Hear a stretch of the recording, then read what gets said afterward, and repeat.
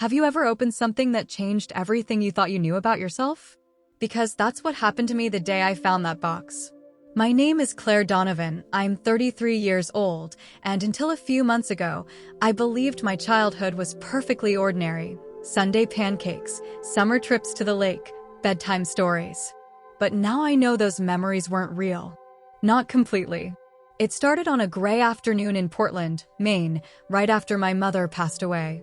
I was cleaning out her attic, the kind of room that smelled like dust and cedar, with old boxes stacked like ghosts of another life.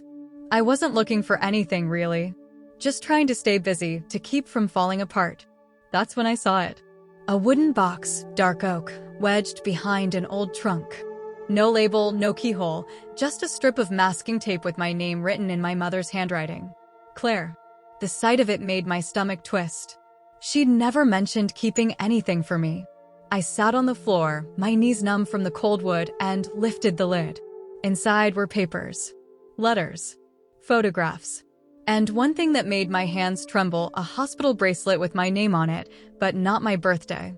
The date said May 14th, 1992, 2 years before I was supposedly born. For a few seconds, I couldn't breathe. At the bottom of the box was an old cassette tape labeled simply, "For Claire. When you're ready." I stared at it, my heart pounding.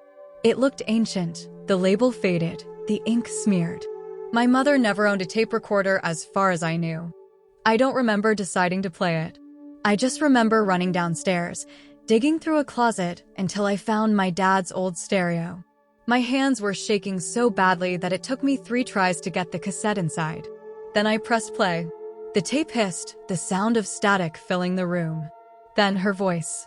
"If you're hearing this, sweetheart, it means I'm gone. And there are things I need to tell you. Things I never had the courage to say while I was alive." I froze. My mother's voice, older, weaker, trembling, but hers. "You were never supposed to find out like this. But you were special, Claire. You weren't born the way you think." My chest tightened. "We adopted you when you were almost 2. It wasn't legal. Not in the way it should have been. We took you to protect you." The room started spinning. I sat down on the floor, pressing my palms to my eyes, my heart pounding so hard I could hear it in my ears. "Your real mother loved you," she continued, her voice breaking. "But she was in danger. There were people, powerful people, who didn't want her story to come out. I thought keeping you hidden would keep you safe. But maybe I was wrong." The tape crackled, then cut off suddenly. Silence. I just sat there, frozen, staring at the stereo as if it could give me answers. Adopted? Hidden? Danger? None of it made sense. My mother, the woman who raised me, who braided my hair and packed my lunches, was gone, and now her ghost was speaking to me through static and half-truths. I looked back at the box. Beneath the letters was a single envelope marked confidential. Inside were old photographs, black and white grainy. One showed a woman who looked eerily like me, standing in front of a hospital sign that read St. Andrew's Children's Home, 1992. My hands went cold. On the back of the photo, in my mother's handwriting, were 4 words. "Don't trust Dr. Hale."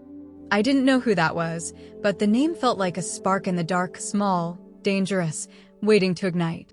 The house felt suddenly smaller, the walls pressing in. I could still smell her perfume in the air, lavender and soap, and the grief mixed with confusion until I thought I might scream. All my life, my mother had told me the same bedtime story, that I was her miracle baby, the light after years of miscarriages. And now, standing there in that empty living room, I realized that story had been a lie. A beautiful, careful, necessary lie. But why? Why hide who I was? Why write "don't trust" next to a stranger's name? And what did she mean by danger? I looked down at the cassette again.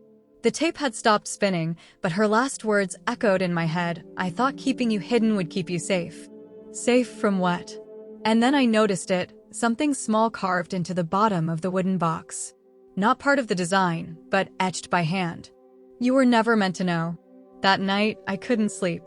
Every creak of the old house sounded like a whisper. Every shadow felt like a memory trying to crawl out of the dark. But one thought burned louder than the rest. If my life had been built on lies, then maybe I didn't really know who I was at all. And somewhere out there, someone, Dr. Hale, did. And that was the moment everything began to unravel. When Claire Donovan was a child, her world was small, quiet, and predictable, the kind of suburban stillness that made everything seem safe. Her parents, Margaret and Tom Donovan, were steady people. Church on Sundays, dinner at 6, never raised voices. If love could be measured by routine, then Claire had always been surrounded by it. But even back then, there were moments, tiny fractures, that didn't fit. Like the night she woke up at 6 years old to find her mother sitting at the edge of her bed, crying silently into her hands. Or the way Margaret would flinch whenever the phone rang after dark. Claire never asked questions. She learned early that silence was the easiest way to keep things peaceful. There were other things too, small but sharp. The faded scar on her mother's wrist she never explained, the way her father avoided hospitals, the photo album that began only when Claire was 3. Whenever she asked about earlier pictures, her mother would smile too quickly and say, "Oh, those old ones were lost in a flood." And Claire believed her because children always believe the people who tuck them in at night. After the funeral, the house felt hollow. Every sound echoed. Every corner carried her mother's absence. She'd packed up most of the attic that first week, but that box, wouldn't leave her mind. The words, "Don't trust Dr. Hale," played on repeat in her head like a curse she didn't understand. So she started digging. She found St. Andrew's Children's Home in an old database, a private facility outside of Augusta that had closed in the late 90s. The records were sealed. No public archives, no patient lists, nothing. But she did find a single article, a grainy scan from a 1993 local newspaper. State investigates claims of unauthorized medical studies at St. Andrews. No names were listed, but one caught her eye in the subtext, Dr. Leonard Hale, the facility's director. Her stomach turned. The next morning, Claire drove to Augusta. The 2-hour trip felt endless, the sky overcast and heavy. The hospital grounds were long abandoned, an overgrown courtyard, rusted gates, broken glass glittering like frost. She parked near the entrance, the air thick with the smell of wet leaves and rot. The old sign hung crooked, half-fallen, St. Andrew's Children's Home, closed. She stood there for a moment, the wind brushing her hair, before stepping inside. The floors creaked. Her flashlight beam cut through the dust. Faded murals of cartoon animals line the walls, smiling faces now peeling and warped. Every few steps, she felt something tighten in her chest. A strange familiarity she couldn't explain. Near the end of the hall, she found a small playroom. Toys scattered, a rocking horse missing an eye. On the wall, faded handwriting in crayon red. Claire, 2 years. She froze. Her knees went weak. The beam of her flashlight trembled as she stepped closer. It wasn't possible, but there it was, her name written decades ago, long before she'd ever been told she existed. The air seemed to thicken, every sound swallowed by the weight of the moment. In the corner of the room sat an old metal file cabinet, rusted shut. Claire tugged at the drawers until one gave way with a shriek of metal. Inside were medical charts, hundreds of them, labeled with children's names, dates, and numbers. Most were unreadable, water-damaged beyond recognition. But one in the back was still intact. Patient 047, C, H, 1990. CH. She pulled it out, her hands trembling. The document listed experimental evaluation, behavioral observation, and parental relocation program. At the bottom, the signature. Dr. Leonard Hale. Her vision blurred. The air seemed to hum. She felt her heartbeat echo in her ears. Then, from somewhere deep in the building, a sound, a door slamming shut. She turned sharply, her flashlight flickering. "Hello," she called, her voice trembling. Silence. She took a step back, clutching the file to her chest. The wind whistled through the broken windows. Maybe it was just the building settling. Maybe. But as she walked toward the exit, her flashlight caught something carved into the wall by the door, small letters, shallow but clear. Hide her. She stood frozen. Her throat went dry.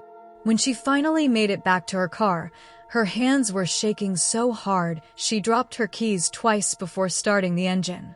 She didn't cry. Not yet. It wasn't until she was halfway back to Portland, headlights slicing through the fog, that it hit her. Her mother hadn't lied to protect her. She'd lied because someone else wanted her hidden. And maybe, just maybe, Dr. Hale wasn't the only one who knew where she came from. That night, Claire couldn't stop seeing the word on the wall. Hide her. It wasn't just an instruction. It was a warning. And I thought, she whispered into the dark, maybe I was never supposed to be found at all. For days after the visit to St. Andrews, Claire couldn't eat, couldn't sleep. Every time she closed her eyes, she saw that crayon writing on the wall, her name, written decades before she should have existed. She kept the file locked in her desk drawer, but it called to her constantly. The medical jargon made little sense to her, yet every word felt sinister. Behavioral monitoring. Memory suppression. Subject relocation. Her mother's last words on the tape, "We took you to protect you," echoed in her head until they stopped sounding like comfort and started sounding like guilt. She tried calling the hospital board, the local archives, even the main health department. Each time she asked about Dr. Leonard Hale, the response was the same. Those records are sealed. Sealed like the truth was something radioactive. One night, desperate for answers, Claire turned to the only person who might still know something, her father. Tom Donovan had moved to a small assisted living home 2 years before her mother's death. The stroke had taken most of his speech, but his mind was still sharp behind his tired blue eyes. When Claire arrived, he was sitting by the window, watching the snow fall outside. She kissed his cheek and sat beside him. "Dad," she began softly, "there's something I need to ask you." He smiled faintly, the way he always did when he didn't understand yet, but wanted to. "I found something," she said, pulling the hospital bracelet from her coat pocket. "This was in Mom's attic. It has my name on it, but it's dated 2 years before I was born." His face went pale. "Dad," she whispered, "who am I?" He opened his mouth, but no sound came out. His hand trembled as he reached for hers. He squeezed once hard, then let go. "Dr. Hale," he whispered, voice cracking on the name. Her heart dropped. "You knew him?" He nodded, eyes glistening. "Dad, what did he do?" He tried to speak, but the words came out broken fragments, whispers. "You weren't supposed to know." "Know what?" she pressed, leaning forward. He closed his eyes. "We ran," he said finally. "Your mother, she took you." "We had to." "Why?" But he just shook his head, tears slipping down his cheeks. "Too dangerous." "Who is my real mother?" Tom looked at her then, really looked at her, and for the first time in her life, she saw fear in his eyes. Not confusion, not sorrow. Fear. Before she could ask again, the nurse entered the room, breaking the moment. "Time's up, Miss Donovan." Claire stood, her heart aching, her mind reeling. She kissed her father's forehead, whispering, "I'll find out. I promise." As she turned to leave, she heard him murmur something barely audible, a name, almost lost to the hum of the heater. "Evelyn." She froze. Back home, Claire searched every combination she could think of. Evelyn Hale, Evelyn St. Andrews, Evelyn Adoption 1992. Hours of scrolling turned into dawn before she found anything, a tiny obituary from a small-town paper dated 1993. Evelyn Harper, age 29, deceased following a car accident outside Bangor. Survived by no known relatives. A photograph accompanied it. The woman had the same gray-green eyes as Claire. The same dimple on her left cheek. Her pulse quickened. Evelyn Harper. EH, patient 047, CH 1990. The initials matched. Her throat tightened. The words "parental relocation program" suddenly made a sick kind of sense. Evelyn Harper wasn't a researcher. She was a mother. And Claire wasn't an orphan rescued from danger. She was a child taken from it. She went back to the tape. Played it again, desperate for clues she might have missed. Her mother's voice cracked mid-sentence, as though she'd been crying. "I never wanted to lie, Claire. But you were never safe there. Hale, he wanted to use you. I had to take you away." Then static. Claire slammed her fist against the stereo. tears spilling down her cheeks. "Use me how?" she shouted at the silence. Her phone buzzed on the counter, an unknown number. She hesitated before answering. "Hello." Silence. Then a man's voice, calm and deliberate. "Stop digging, Claire." Her heart stopped. "Who is this?" But the line went dead. She stared at the phone, pulse racing, hands shaking. Then it buzzed again, this time a text. "You want the truth? Go back to where it started. Kevin 12. No number. No name. Just those words." She checked the clock, 11:47 p.m. Her mother's old lake house, the one they hadn't visited since Claire was a teenager, was on Harper Lake, an hour north. Her mind screamed, "Don't go." But her gut said otherwise. She grabbed her coat, the file, and the box, and drove into the night, the storm rising behind her. The highway was empty, the world outside swallowed by snow. And as she neared the lake, the sign came into view: Harper Lake Lodge, Cabin 12. Her mother hadn't lied about everything. But the truth waiting for her in that cabin might be worse than all the lies combined. And that was the night Claire learned that the past doesn't stay buried, it waits to be found. Snow fell in thick, quiet sheets as Claire's car crunched along the frozen road to Harper Lake. The forest swallowed the headlights, the world shrinking to 2 ribbons of light cutting through white. Her fingers gripped the steering wheel tight, knuckles pale against the cold leather. She told herself she was only going to look, that she'd peek into Cabin 12, take a few photos, and leave. But deep down she knew she wasn't just looking anymore. She was chasing. When she reached the cabin, the sign was barely visible under the snow. The small structure sat crooked on its foundation, roof sagging under years of neglect. A single padlock hung on the door, rusted but easy enough to break. She pushed it open. The air inside was sharp with the smell of mildew and dust. Her flashlight swept across the walls, peeling paint, overturned furniture, shattered glass. The remnants of another life. Then she saw it. A rusted metal bed frame, a child's chair, and nailed to the wall above them a small wooden plaque that read, C. Harper, 1990. Her breath caught. C. Harper. Claire Harper. The initials matched the file. Her file. She stepped closer, heart hammering, when something glinted beneath the bed. She knelt and pulled out a small tin box, half buried in dirt. Inside were old photographs, a silver locket, and a folded piece of paper yellowed with age. The handwriting was elegant, slanted, her mother's. But not Margaret's. Evelyn Harper. The letter began simply. To whoever finds her, her name is Claire. Please, if you have any kindness, protect her. They will say she belongs to them, but she does not. She is mine. And she is innocent. Claire's eyes blurred with tears. The words trembled in her hands. Then, near the bottom, a single line struck her like ice. If Dr. Hale is still alive, tell him I never forgave him. The room seemed to close in around her. The storm outside howled, shaking the windows. She sank onto the floor, the letter clutched against her chest. For the first time in years, she cried, not for the woman who raised her, not for the life that was built on lies, but for the mother she'd never known. Through the tears came anger. Her whole life had been a story someone else wrote. Her identity, her family, even her name, all rewritten by people who thought they had the right. But not anymore. She pulled herself to her feet, trembling but steady. In the silence of that frozen cabin, she whispered out loud, I'm done being their secret. The words were small, but they filled the room. When she got back to her car, the storm had worsened.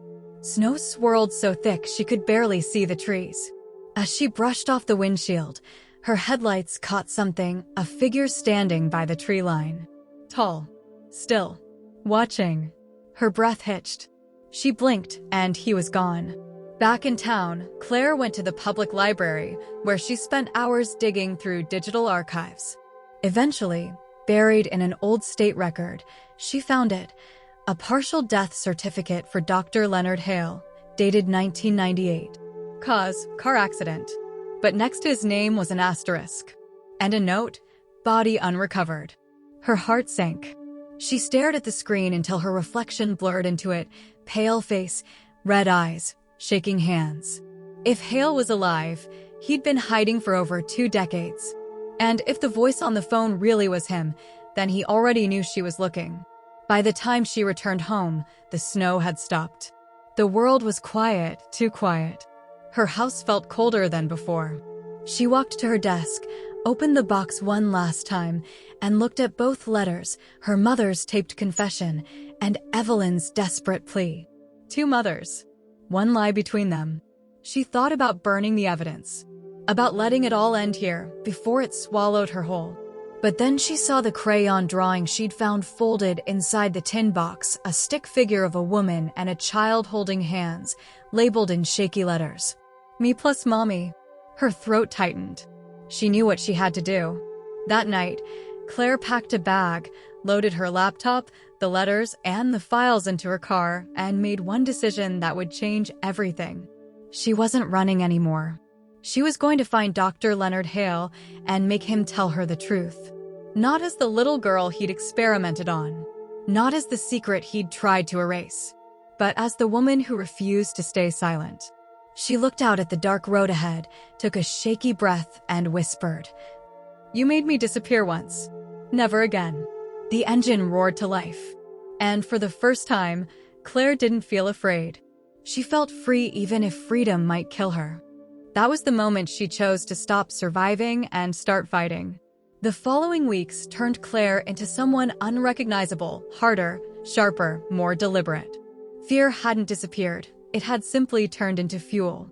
She quit her job at the bookstore, closed her apartment lease, and moved into a small studio on the outskirts of Portland.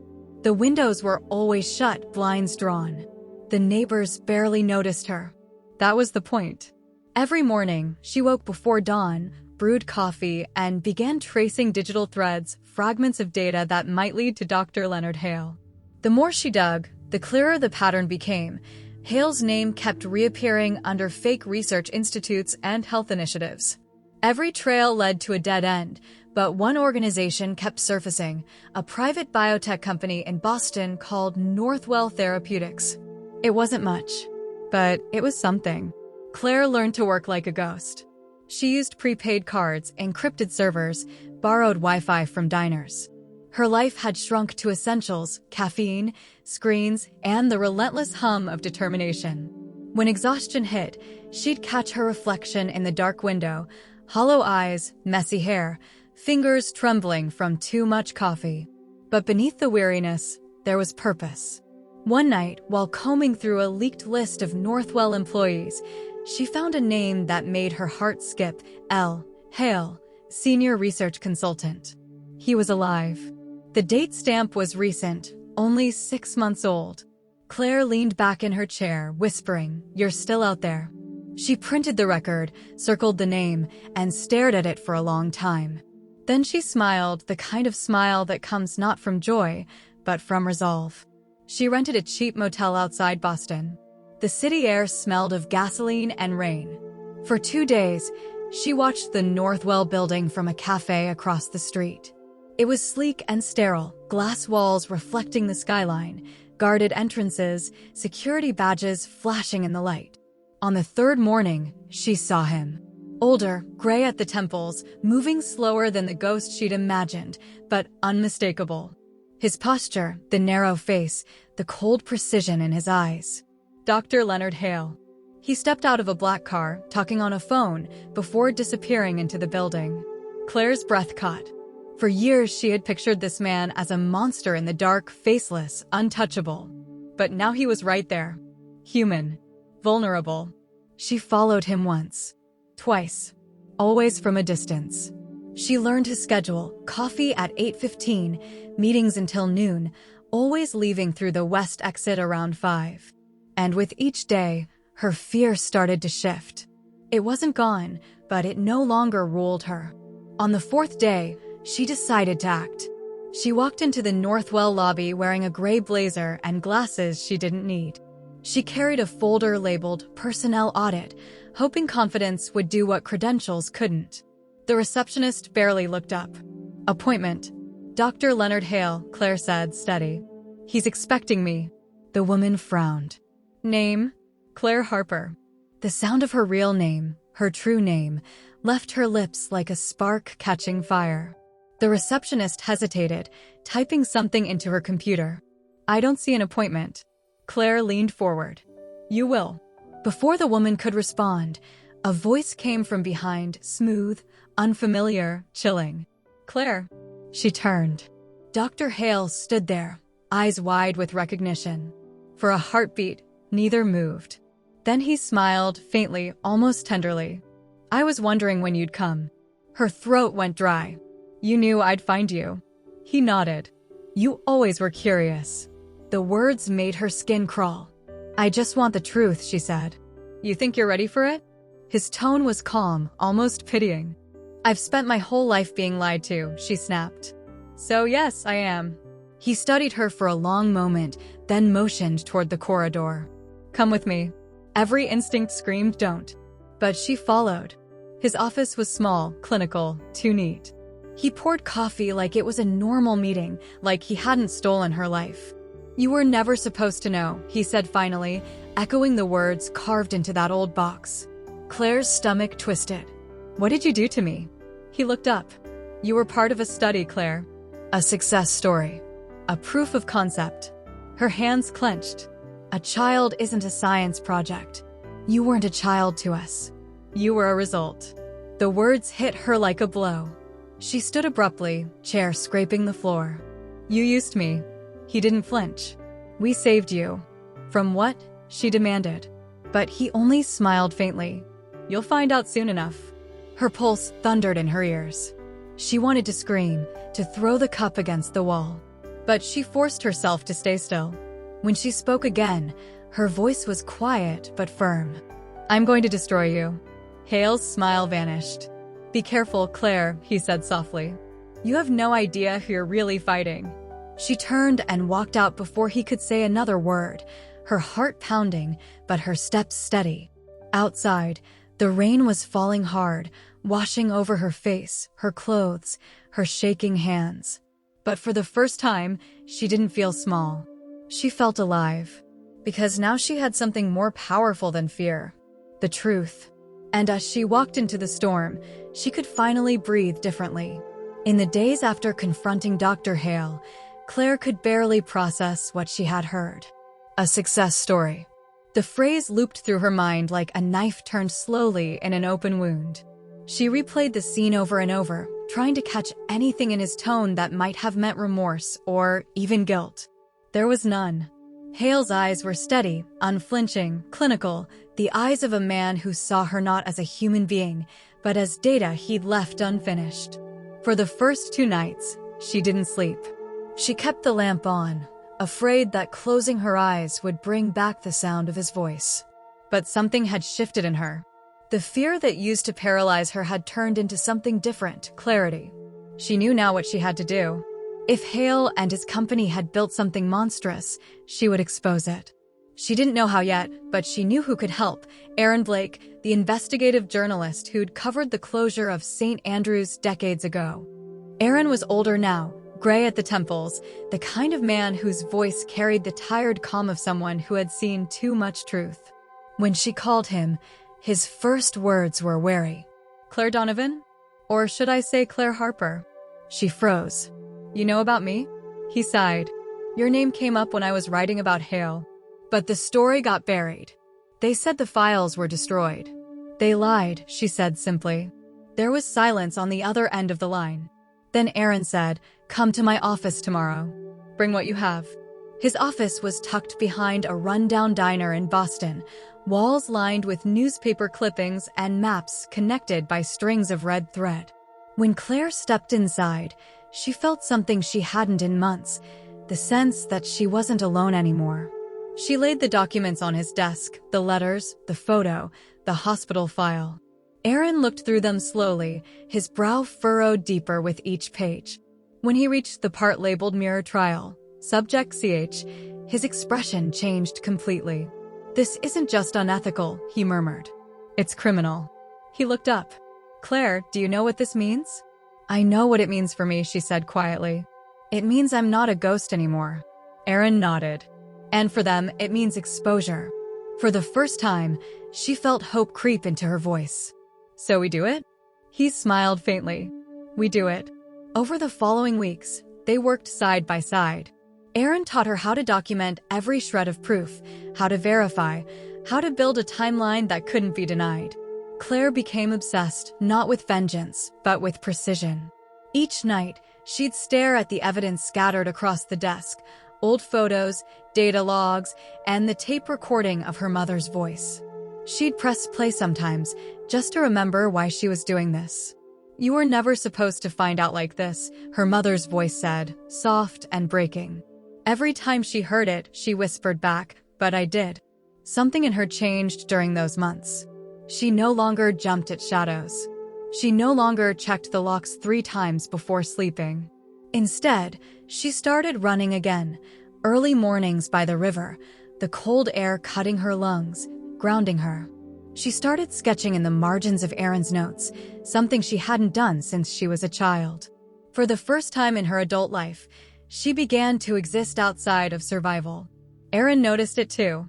One night, as they sat surrounded by papers and coffee cups, he said, "You're different now." "How so?" "You're not chasing ghosts anymore," he said. "You're chasing yourself."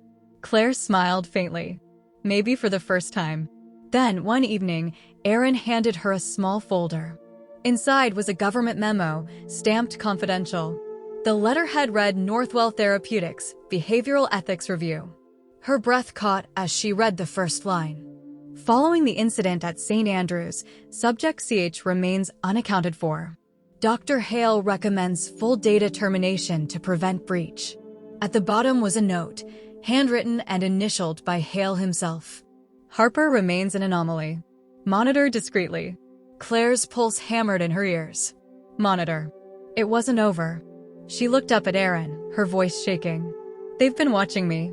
He nodded grimly. They never stopped. That night, Claire sat alone in her apartment, staring out at the city lights. For the first time since childhood, she let herself cry, not out of fear, but out of release. The truth had broken her open, but inside that breaking was something new, the realization that she could choose what came next. She wasn't the little girl on the hospital records. She wasn't Hale's experiment. She was Claire Harper, and she wasn't running anymore. She began drafting her own statement, not as a victim, but as a witness, a survivor, a name the world had tried to erase. By the time dawn broke, she had written the first words of her testimony. "My name is Claire Harper. I was born in 1990, not 1992. I am the child they hid.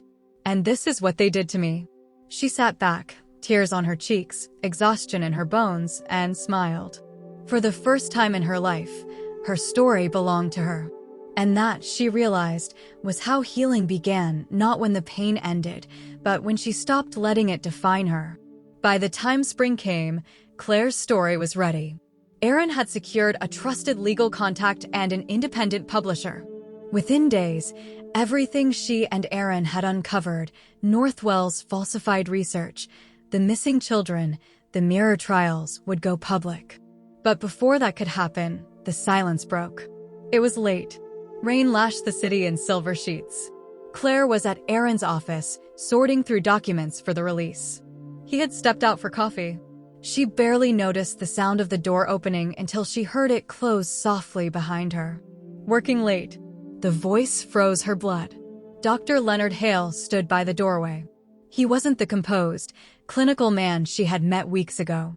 His suit was disheveled, his eyes darker, sharper, haunted.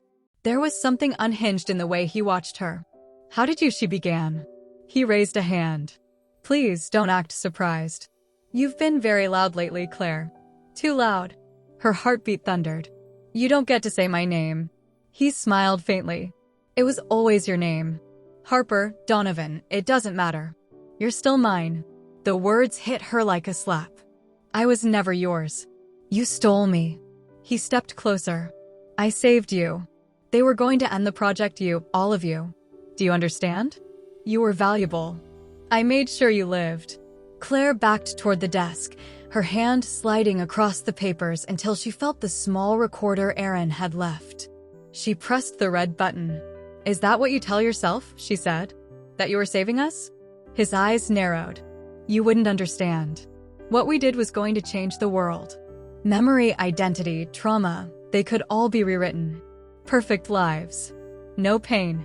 By erasing who people are, she shot back. He looked at her for a long moment, and then the mask cracked. By erasing the broken parts, he said softly. For the first time, Claire saw what he really was, not a monster, but a man who believed his own delusion. She steadied her voice. You didn't erase pain, Dr. Hale. You created it. He exhaled, the sound almost weary. I didn't come here to argue. Then why are you here? To offer you a choice. He reached into his coat and pulled out a small envelope. You give me everything, your files, your statements, the recordings, and you disappear. I'll make sure no one ever finds you again. You'll be safe, just like before. She stared at the envelope like it was a weapon. Safe means invisible. I've been invisible my whole life. His tone hardened. You won't get another chance. There are people above me who won't hesitate. Claire's voice trembled, but she held his gaze. You've already taken everything from me.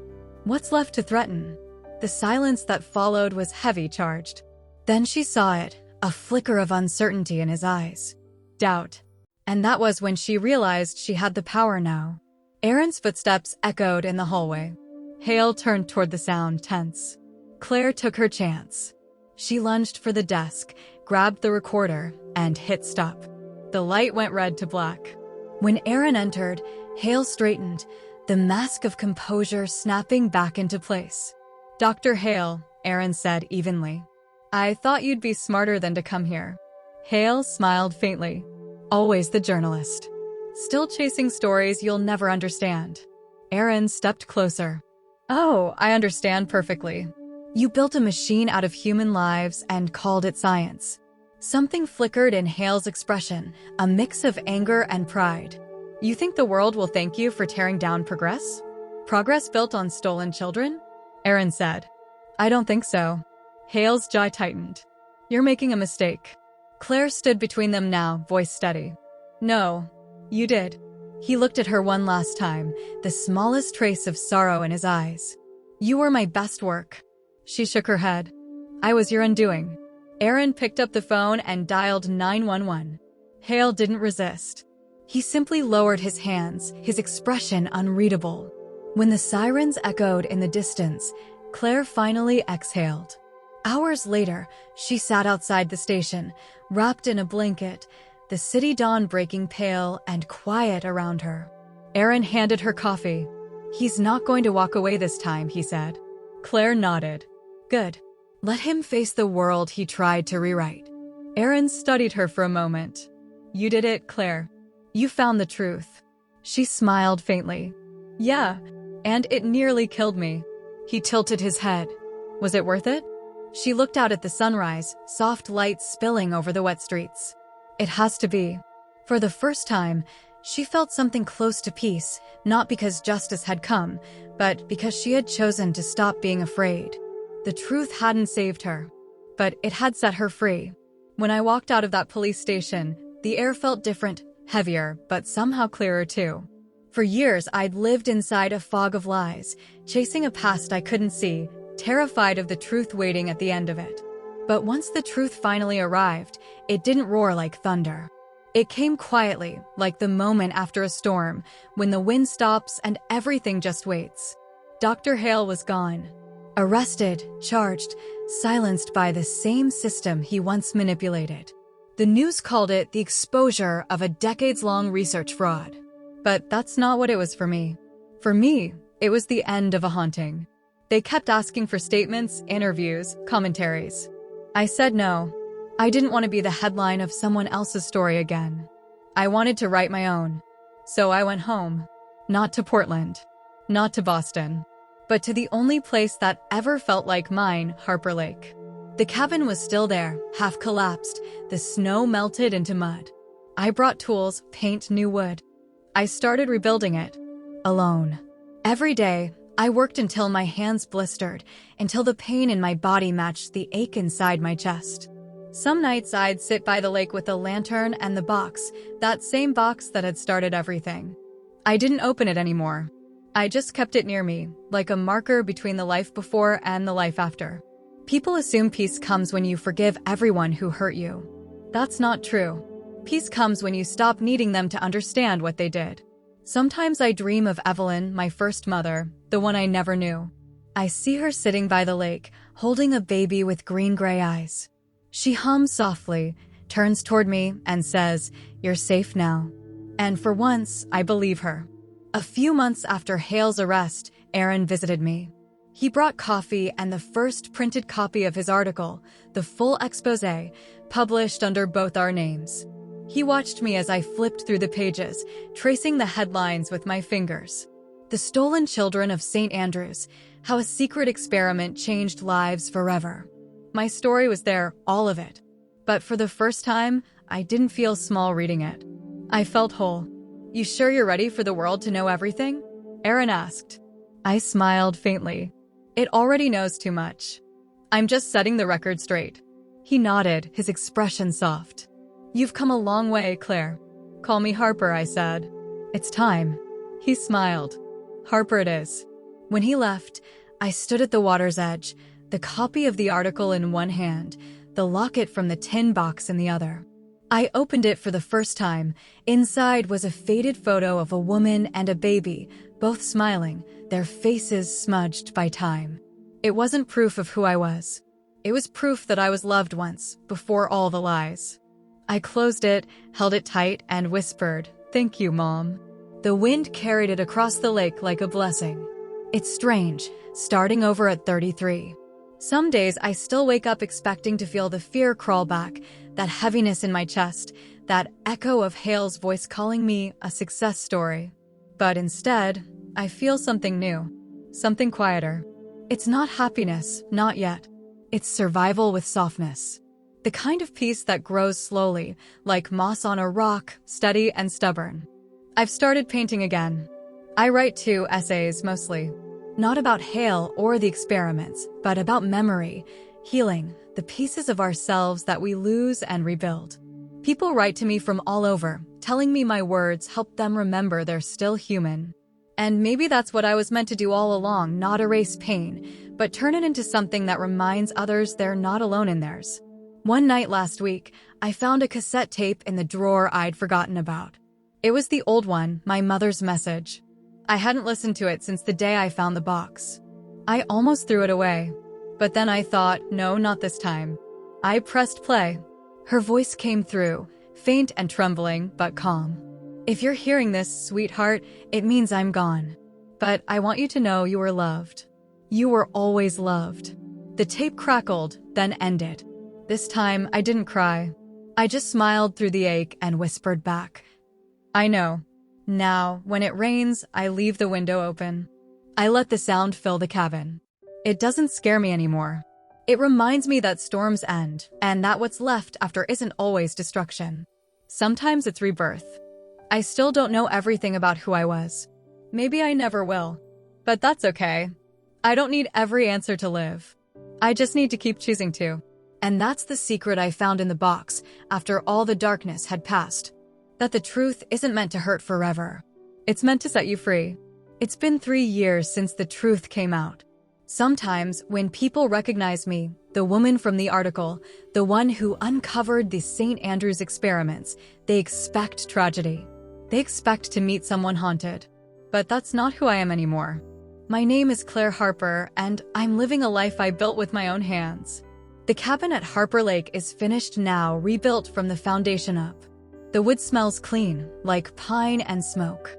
I kept one wall the same, with the old carved plaque that says C. Harper, 1990. I couldn't bring myself to take it down. It's proof that I existed, even when no one wanted me to.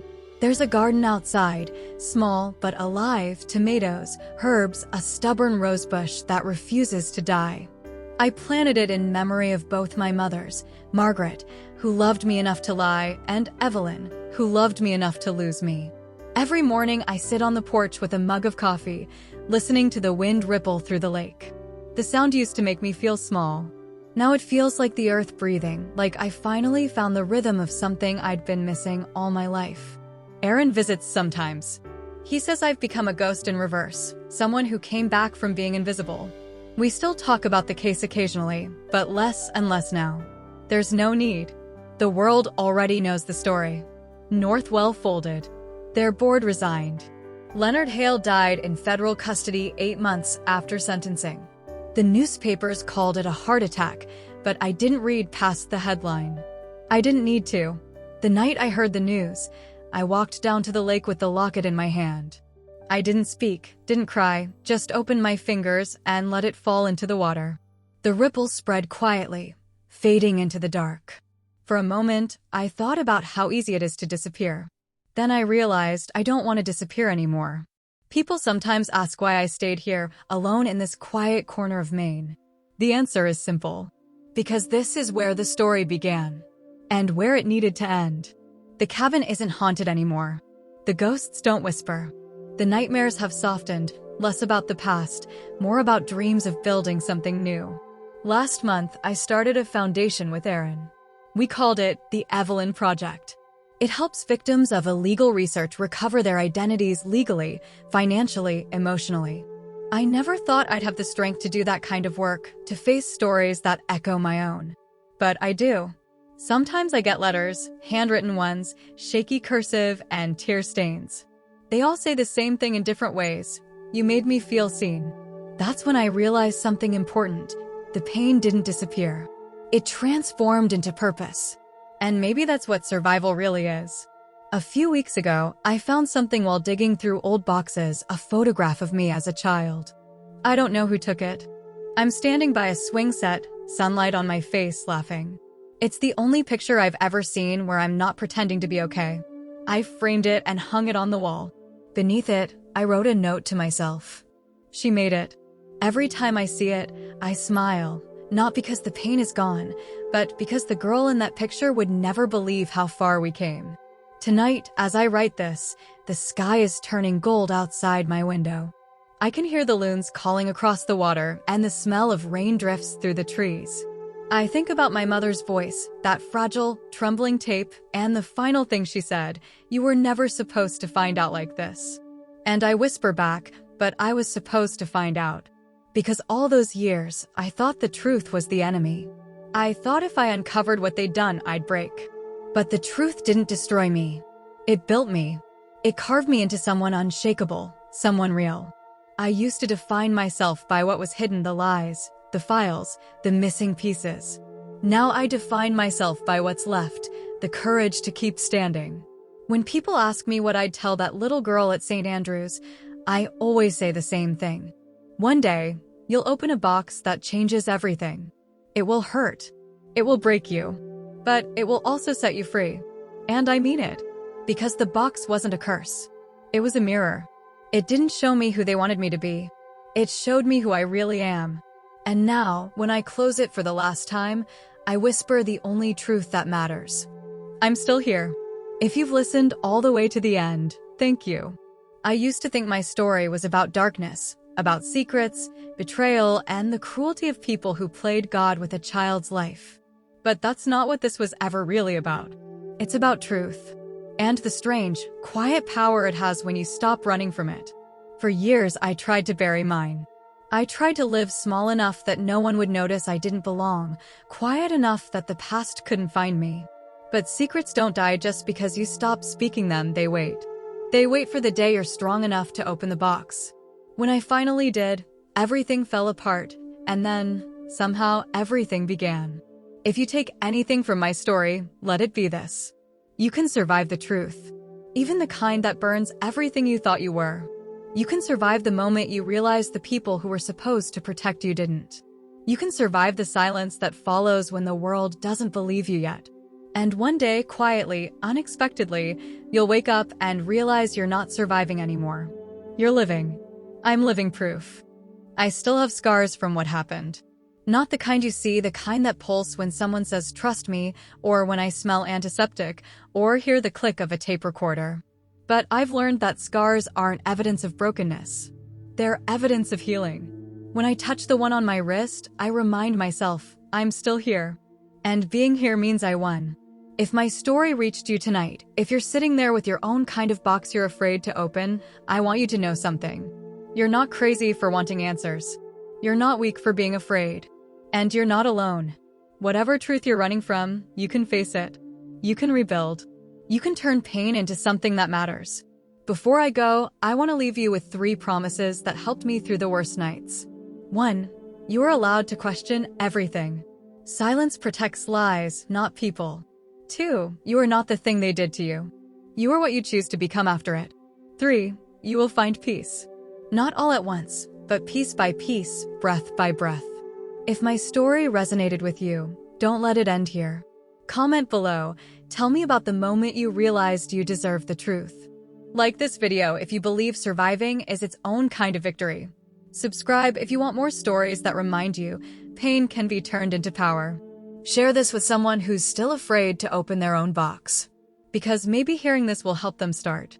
When I first pressed play on that cassette, I thought it would end me.